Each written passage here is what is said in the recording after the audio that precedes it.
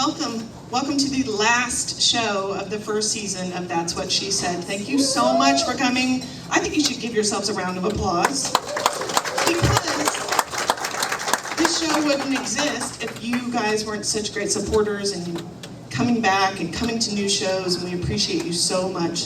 So thank you for coming.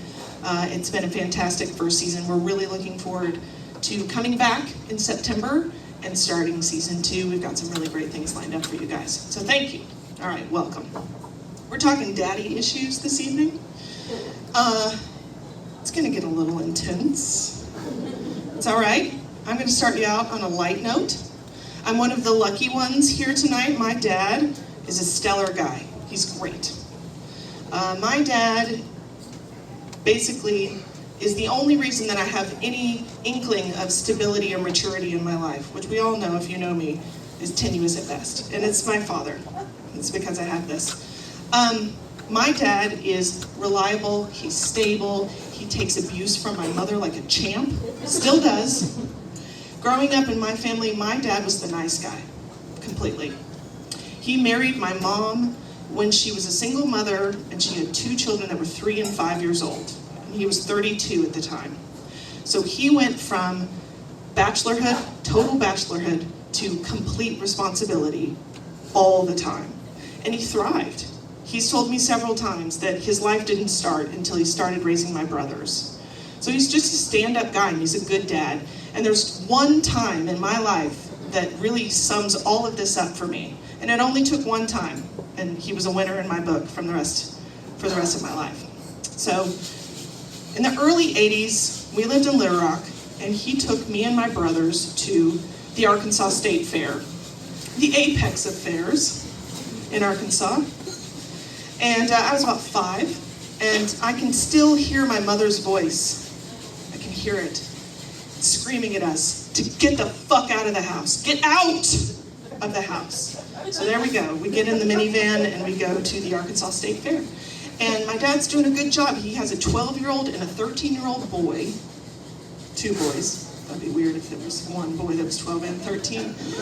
And then he has a 5-year-old girl, me. And he's doing a really good job keeping them interested, and me as well, because we can't ride the same rides. We really can't do the same stuff. But at one point, he realizes that there's one ride that we can all ride, and it's the big swings. Remember the big swings? Right? They go around, and they're all fun. Turn. So he's like, all right, go ride the big swings. And I take my brother's hand. We walk over to the line for the big swings. We wait in line. And so I'm 5. You know, the fair is magical still. It's like twinkly lights and cotton candy. I don't see the drug addiction. I don't see the despair. So I'm waiting in line, and I'm sure the terrifying Carney tells me that I'm not tall enough to ride this ride. I can't ride the ride yet. Do my brothers look back in my direction at all? No. They run to the first open swings and leave me. So I'm standing there, can't ride the ride. I turn around to find my dad. He's not there. Go back to the place where he told us to go. He's not there. So I'm like, all right, well, I'm gonna walk all around the big swings and find the place where he's decided to park so he can watch us, like parents do when you watch your kids go on a ride and you go, hey, hey, like that. So I walk all around the swings. He's not there. I walk back to the original place. He's not there. So I'm starting to freak out a little bit, and I'm sure I have the look on my face of an increasingly distressed child, because this couple comes up to me. And they do the thing where they bend at the waist to look at you. And they go, are you lost? Where's your mom? And I'm like, no. Immediately, my stranger danger is like, no, I'm not talking to you people. And it's a bit of a gamble, because for a minute I'm like, they might help me find my dad. They could put me in their van, and I could end up in the well in their basement. So I don't think I'm going to do this. And you have to remember, at this point, I've been steeped heavily in really terrifying Disney movies that are all about parent death and abduction.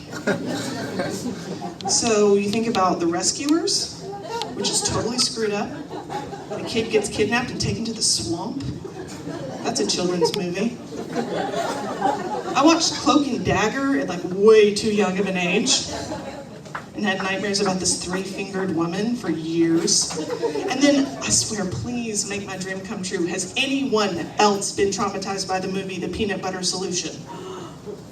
Yes! Really ripe banana. We're starting a support group because it's messed up. It's a Canadian movie. Nobody wants to see it. So I just know that my kidnap and my murder are imminent if I talk to these people. So I decide, no, this is not what I'm going to do. I decide I'm going to turn, start screaming, and run in the other direction. So I'm turning and I'm going, no! These are not my parents! And I start running. And I see sort of, as I'm turning out of the corner of my eye, I see my father sort of round this corner, and he's coming down a corridor from where the games and the food vendors are. So I'm like, oh, I'm not gonna be murdered. So I'm running toward him. He sees me, he sees my face. I'm sure he can hear me screaming. He sees I'm in distress. He starts running towards me. We're running towards each other. Slow-mo, it's like an 80s movie. And I can see, as I fully turn towards him, I can see him, that he's running towards me, and under his arm is an enormous pink plush elephant. And he's got it like tucked like a football, and he's running towards me. So we run towards each other, he scoops me up, and he hugs me, and I'm like, oh, where were you? And he's like, I'm sorry, I'm sorry, I'm sorry, I'm sorry, I'm sorry. I wanted to go get this prize for you at a game, and it took me way longer than I thought it was going to take me. So that's the story of my dad, because I think about him having one moment alone to himself, having to parent these 3 kids, and he spent it going to get something to make me happy. And then when I thought that I was going to die, he rescued me. That's my dad. He's a good guy.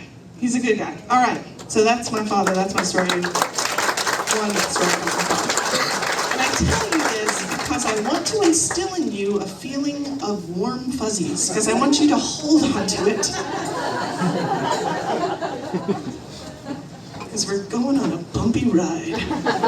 But we're starting out simple. We're not going to go too dark too fast. In fact, we're going to get some real business. We're talking dads, this is real business. And sometimes when you're raised, when you're raised by someone, you react and you try to act differently, you rebel. And sometimes you learn when you grow up, you're just exactly like the person that raised you.